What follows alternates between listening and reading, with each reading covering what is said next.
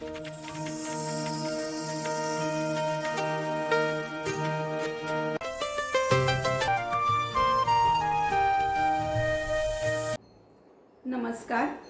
शब्द संजीवनीमध्ये तुमचं मनपूर्वक स्वागत.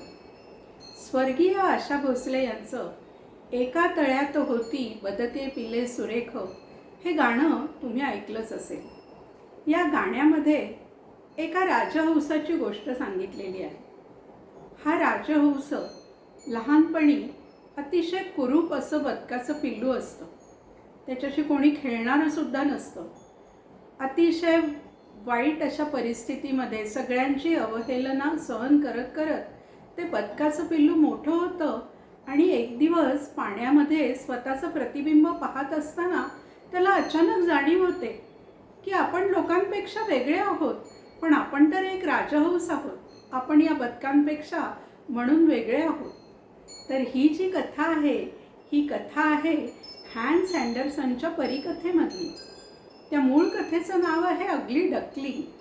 आणि या अगली डकलिंग या कथेलाच ग. दी. माडगूळकरांनी सुंदर गीताचं रूप दिलं होतं आणि आशा भोसले यांनी अतिशय स्वर्गीय अशा आवाजात ते गाणं आणि ही कथासुद्धा अजरामर केलेली आहे. पण ही मूळ कथा ज्या पुस्तकामध्ये आहे त्या हॅन्स अँडरसनच्या परीकथा या पुस्तकांमध्ये अशा सकारात्मकता निर्माण करणाऱ्या खूप सुंदर अशा परीकथा आहेत. मराठी भाषेमध्ये डायमंड प्रकाशनाने चैताली भोगले यांच्या अनुवादासहित या कथा पुस्तकाच्या रूपामध्ये प्रसिद्ध केलेल्या आहेत.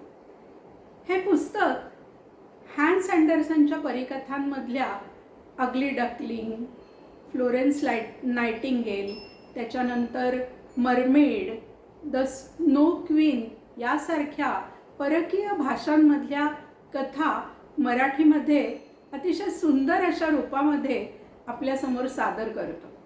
आणि त्यामुळे या कथा वाचत असताना आपला वेळ कसा जातो हे आपल्याला कळतच नाही. या कथा फक्त लहान मुलांसाठी नाहीत तर मोठ्या माणसांनाही आवडतील अशा या कथा आहेत.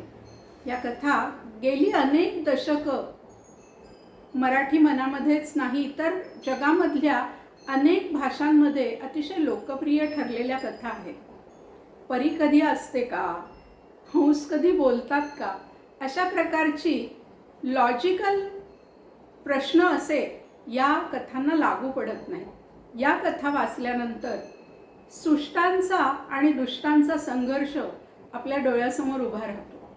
शेवटी चांगल्याची नेहमीच कशी भलामण होते आणि चांगलं वागल्यामुळे आपल्याला आयुष्यामध्ये आपली कशी प्रगती होते हे आपल्याला या कथा वाचत असताना लक्षात येतं. त्याचमुळे या कथा आपण वाचल्या पाहिजेत. हॅन्स अँडरसनच्या परीकथा हे डायमंड प्रकाशनाने प्रकाशित केलेलं पुस्तक तुम्ही नक्की वाचा. चैताली भोगले यांनी याचा अतिशय सुंदर असा अनुवाद केला आहे आणि आभा भागवतांनी फार सुंदर अशी चित्र या पुस्तकामध्ये काढलेली आहेत. ही चित्र पाहत असताना आपण त्या पर्यांच्या राज्यात जातो आणि आपण एका वेगळ्याच विश्वामध्ये रमून जातो. परीकथा वाचू नयेत किंवा परीकथा वाचल्याने काय होतं असा प्रश्न काही जण नक्कीच विचारू शकतात. पण परीकथांमुळे जी काल्पनिक विश्वामध्ये रमण्याची आणि वेगळ्या प्रकारचा विचार करण्याची शक्ती आपल्यामध्ये विकसित होते, त्यासाठी अशा प्रकारची पुस्तकं आपण नक्कीच वाचली पाहिजेत.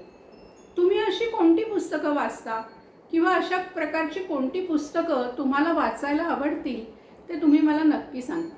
त्यासाठी माझं शब्द संजीवनी हे चॅनल सबस्क्राईब करा, लाईक करा आणि शेअर करा. धन्यवाद.